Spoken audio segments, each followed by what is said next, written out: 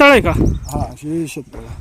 इथून पाणी वरती जातं. तुम्हाला मगाशी दाखवलेल्या ज्या 2 टाक्या होत्या ना हां हां हां. त्याच्यात नेतो. पण आता हत्ती पाईपाने जे नेतो तोही जळून खाक झालाय. तुम्ही पाहिलेलं आहे मगाशी. हां हां. म्हणजे तोही आम्हाला नवीनच आणायला लागणार आहे. एकंदरीत किती झाडं होती? 8,000च्या पुढे होती. हां हां. आणि कारण ड्रीप आम्ही ते टप्प्याटप्प्याने लावलेली होती. हां हां. आणि 8,000चा ट्रिप होतं सगळ्या झाडांना. बरं बरं. एकंदरीत तरी खर्च किती आला होता तुम्हाला काय? आम्ही टप्प्याटप्प्याने केल्यामुळे शेततळ्याचं टाक्या वगैरे सगळे पाईप बीप मोटर आणि झाडं लागवड कार्यक्रम त्यांचे लागवडीचे घेणं इतर सगळं पकडून जवळजवळ सरासरी आम्हाला 6 वर्षामध्ये 15 ते 16 लाखापर्यंत खर्च आलेला आहे. एकंदरीत आता हे पूर्णपणे जळून खाक झालेलं आहे. मग आता तुम्हाला काय कोण वाटत म्हणजे संशय कोणावर येतो काय किंवा काय काय सांगाल? नाही इथं मला तर जास्त करून गुराख्यांवर संशय येतो. कारण हे पहाटेच्या वेळी झालेलं असल्यामुळं. कारण मोस्टली आता आपण तालुक्यामध्ये पाहतो जर कुठे आग जर लावली तर शक्यतो रातची लावतात. पण इथे आजूबाजूला आमचे सगळे गावातले ग्रामस्थ राहतात.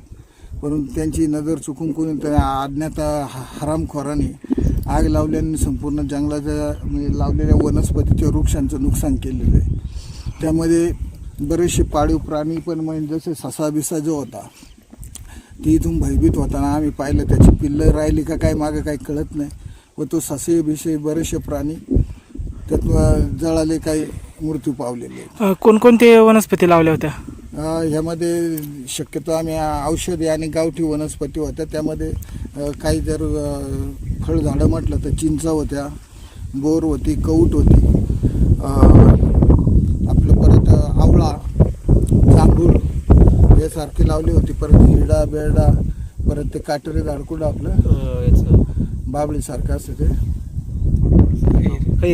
खैराची वगैरे अशी बरीचशी वड पिंपळ उंबराची झाडं तर आमच्या गावचे वैभव थोरात आहे ते प्रत्येक वाढदिवसाला त्यांच्या 100 झाडं देत असतात. ती पण होती यामध्ये. एकंदरीत आता पूर्णपणे जळून खाक झालेले आहे. तुमचे ड्रीप वगैरे ते पण पाईप वगैरे बघितलं आपण पूर्णपणे जळून सपाट झालेले आहेत पूर्ण. मग आता एकंदरीत आता तुमची काय मागणी असणार आहे काय? आमची तर असं वाटतं आम्हाला शासनाने मदत केली तर अधिक उत्तम आहे. आता तरी पाहिलं गेलं तर हे वन विभागाच्या याच्यामध्ये लावलेलं. हो वन विभागाच्या याच्यामध्ये राहिले. आम्ही त्यांच्याशी समन्वय साधून वन विभागाशी त्यांच्या सामोपचाराने त्यांच्याशी चर्चा करून आम्ही ग्रामस्थांनी इथे लावलेले आहे. काय कोणत्या ट्रस्टच्या मार्फत मग काम केलं? स्वर्गीय देवराम दादाजी मोरे वन संवर्धन ट्रस्ट शिरोली खुर्द याच्या माध्यमातून केलेले आहे. बरं बरं. एकंदरीत आता बरंचसं नुकसान झालेलं आहे. पंचनामा वगैरे झाला आहे का काय? नाही पंचनामा करायला आता फॉरेस्टची मंडळी आलेली आहे. आपलं जळीत 13 तारखेला झालेलं आहे आणि आजही पंचनाम्यासाठी मंडळी आलेली आहेत फॉरेस्टची. काय सांगाल एकंदरीत पंचनामा केला आपण काय? हो आता फोटो काढलेत आणि इवन जेव्हा जे चळीत घटना घडली तेव्हा आम्ही जागेवर आलो होतो. मला साधारण सकाळी 6 वाजता फोन आला संपर्क गायकवाड्यांचा की अशी फॉरेस्टमध्ये आपल्या आग लागली. तर तेव्हा इथं आल्यानंतर ते स्वतः होते प्लस अजून आमचे रेस्क्यू मेंबर धोंडबा मोरे होते. आम्हाला ते ब्लोरतून तोपर्यंत त्यांनी विजून टाकलं होतं. आम्ही येसपर्यंत म्हणजे साधारण मला यायला अर्धा तास लागला इथे यायला.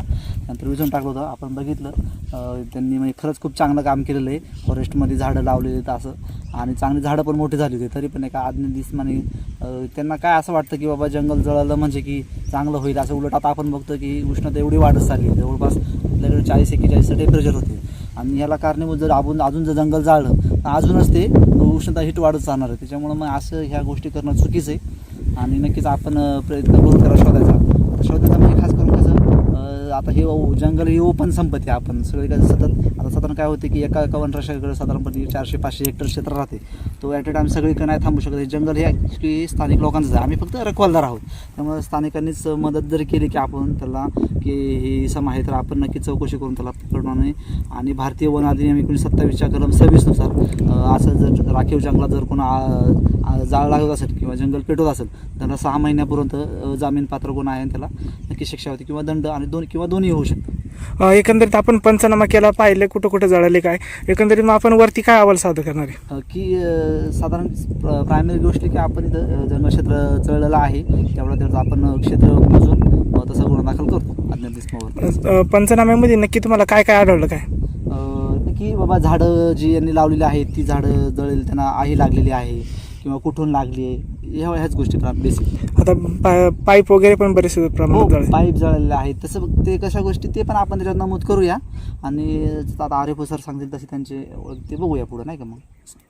ओके, धन्यवाद. खरं तर आपण या ठिकाणी शिरोलीमध्ये आलेलो आहे. पाठीमागे पाहतो डोंगर जळालेला आहे. परत आपण अनेक झाडं त्या ठिकाणी लावली होती, झाडांचं बरंचसं नुकसान झालेलं आहे. काय सांगाल आपण, कधी झाली घटना, काय? ही परवाची घटना आहे. साधारण 5:30 सकाळी 5:30 वाजण्याच्या दरम्यान कुणीतरी आपल्या त्याच्या स्वतःच्या फायद्याकरता किंवा या नीच कृत्य करण्याकरता त्यांनी काही केलं असावं असा अंदाज आहे. 5:45च्या दरम्यान आमचे अतुल जाधवला समजलं ना, अतुल जाधवने मग आमच्या ग्रुपवर मेसेज पाठवला आणि ग्रुपमधील जे सदस्य आहे, आमच्या वनसंवर्धन समितीचे सदस्य, ते मग गेले. परंतु वारा असल्यामुळे ना, वाऱ्याचा वेग असल्यामुळे त्याला अगोदरच प्रचंड आग लागली होती आणि मग साधारण 2-3 तासामध्ये सर्व भस्मसात झाले. जवळजवळ 8,500 झाडं होते, वृक्ष होते. एकंदरीत कधी घडली? परवाची घटना आहे 13 तारखेला. 13 13 तारखेला. एकंदरीत कोणकोणते वनस्पती होते त्याच्यामध्ये? याच्यामध्ये ना सुरुवात आमची, आता हे कोंडाजी वन आहे, यांचं वय जवळजवळ किती 79 वय आहे. यांनी सुरुवातीला आणि बाकीचे सहकारी ग्रामस्थ असतील आमचे, त्याच्यामध्ये ज्यांना जे निसर्गप्रेमी लोक आहेत त्यांनी डोक्यावर पाणी टाकलेले आहे. आणि 2019ला ही संकल्पना आम्हाला सुचली. मग आम्ही अशी हळू स्टेप बाय स्टेप झाडं लावली होती.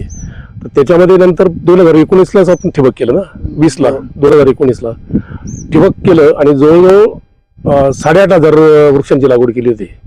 8,500 वृक्षामध्ये 18 प्रकारच्या वनस्पती होत्या. म्हणजे त्याच्यामध्ये पिंपळ असेल, वड असेल, चिंचाची झाडं मला वाटतं 1200 झाडं होती, पिंपळाची 300 झाडं होती, वड आहे, खैराची झाड आहे. म्हणजे आपल्या भारतीय निसर्गाशी जे समरस होणारी झाडं आहे ते सगळे वृक्ष लावले होते. परंतु या आगीमुळं हे 8,500 वृक्ष आहे ना कम्प्लीट भस्मसात झालेले आहे. थोडेसे इथे एक मला वाटतं 100-150 झाडं वाचते असतील मला असं वाटते. आणि यामध्ये आमच्या गावची जी सुकन्या आहे, जी अमेरिकेला सेटल आहे, तिची फार मोठी आर्थिक मदत झाली होती. हे सगळे जे ठिबक आहे किंवा हे पाईपलाईन आहे सर्व, तिने मदत केली होती त्यावेळेला.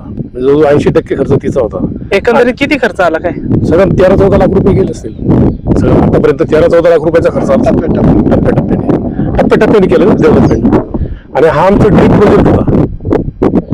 परंतु आता बघूया, ज्या नीच माणसाने हे काम केलेलं आहे त्याला सुबुद्धी सुचो असं मला वाटतं आणि निसर्गच त्याला त्याची किमया दाखवेल. याच्यावरती आता समजा हे जे काही कृत्य केलंय, अनेक वनस्पतींचे एक ठिकाणी जळून खाक झालेले आहेत. तुमचे पाण्याचे ड्रीप असतील, पाईप असतील, ते जळून खाक झालेले आहेत. आता ही जी नुकसान भरपाई कशी काय? आता आम्ही फॉरेस्ट डिपार्टमेंट बरोबर मीटिंग केली पवन साहेबांबरोबर आणि एक ॲप्लिकेशन दिलेलं आहे. आज त्यांचे आलेले कर्मचारी आलेले आहेत, त्यांनी मला वाटतं पंचनामा पण केलेला आहे.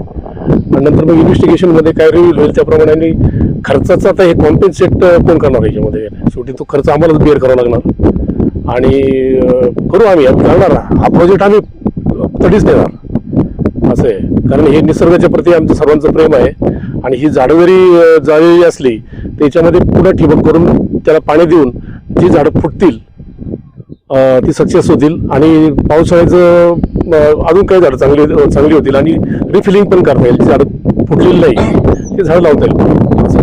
जे समजा काय कृत्य कोणी केलेलं असेल त्यांच्या संदर्भात तुम्ही काय सांगा? नाही, त्याचं आता इन्व्हेस्टिगेशन चालू आहे ना, तपासामध्ये ते निष्पन्न होईल आणि तो आरोपी ट्रेस आउट करतील. फॉरेस्ट डिपार्टमेंट आहे त्याच्या पाठीमागं असं आहे. नमस्कार. खरं तर या ठिकाणी जी काही घटना घडली, डोंगर जळाला, अनेक झाडं या ठिकाणी जळून खाक झाली. एकंदरीत आपण प्रत्यक्षदर्शी आपण आहात, पाहिले आपण. घटना कधी घडली काय सांगा? ही साधारण पहाटे 5:30-5:45 दरम्यान मी ज्यावेळी उठलो त्यावेळी इकडे धुराचे लोट आणि आगीचा असा जाळ चाललेला होता. ते मी डोंगराच्या जवळच राहिला आहे. ते पाहिल्यानंतर मी तिकडे बघायला गेलो आणि तिथले शेजारी एक आमचे ठकसेन मोरे म्हणून आहेत रहिवासी, त्यांना घेऊन मी विझवण्यासाठी गेलो. प्रथम दर्शनी पाहिल्यानंतर असं लक्षात आलं की आग पूर्वेकडून पश्चिमेकडे चालली होती. हवेचाही जोर त्या पद्धतीने होता. आम्ही शर्थीचे प्रयत्न केले विझवायचे, परंतु हवा जास्त असल्यामुळे आम्हाला तो विझवण्यात अपयश आलं. त्याच्यामध्ये जी आम्ही दुर्मिळ झाडं लावलेली होती ती सगळी भस्मसात झाली. आमच्या ड्रिपचं आणि PVC पाईपचंही बरंचसं नुकसान झालं. सुदैवाने आम्हाला फक्त पाण्याच्या टाक्या वाचवण्यात यश आलेले आहे. बाकी 99% आमचा जो आम्ही प्रयत्न केला होता झाडं लावण्याचा तो पूर्ण धुळीस मिळाला आहे. आणि ही आग कुणीतरी अज्ञात व्यक्तीनेच लावलेली आहे, कारण सकाळी 5-5:30च्या दरम्यान ही आग लागण्याची शक्यता आहे. 5:45च्या दरम्यान जवळ 25% आग लागलेली होती. त्यामुळं जे कोणी काही दुष्कृत्य केलं असेल त्याला निसर्गच माफ करेल असं म्हणू शकतो. तुम्ही ज्यावेळेस आग लागली त्यावेळेस तुम्ही तिथे गेला होता? हो. एकंदरीत काय कोणी आढळून आलं का किंवा नाही? नाही, तिथं कुणीच आढळून आलेलं नाही. तुम्हाला काय वाटतं, म्हणजे कोणी लावली असं काय? नाही, आता असं कुणी सांगू शकत नाही आपण काय कुणी केलं असेल त्याच त्याला माहिती. एकंदरीत ते एकूण झाडं किती होती काय? एकूण आमची 8,500च्या पुढे झाडं लावलेली होती. त्याच्यामध्ये सगळे दुर्मिळ झाडं लावली होती आम्ही, जसे भोकर, पळस, खैर, ही जी दुर्मिळ झाडं. आणि त्याच्यामध्ये आम्हाला इकोसिस्टीम डेव्हलप करायची होती. या तुम्ही पाहिलं असेल इथं आजूबाजूला पशुपक्ष्यांची संख्या फार कमी आहे, जेणेकरून त्यांच्यासाठी इथे कुठेतरी रहिवास उपलब्ध व्हावा. सीताफळांची झाडं होती, उंबराची झाडं होती आणि बऱ्यापैकी पशुपक्ष्यांचा इथं तुम्हाला आताही आवाज ऐकू येईल. कुठं जर सायलेंटमध्ये जर तुम्ही थांबलात तर पशुपक्ष्यांचा एक दुर्मिळ चिवचिव. आणि त्याही वेळी झाडं आम्ही ज्यावेळी आग विझवायचा प्रयत्न करत होतो त्यावेळी त्या जागेतून ससे पळत होते, बरेचसे पक्षी उडत होते. त्यांचा चिवचिवाट म्हणजे अक्षरशः आक्रोश चालला होता त्यांचा. त्यामुळं जी घटना घडली ही फार निंदनीय घटना आहे. याला वनवा असं म्हणताच येणार नाही, कारण ही कुणीतरी जाणून बुजून लावलेली आग आहे, असा माझा तरी प्राथमिक निष्कर्ष आहे.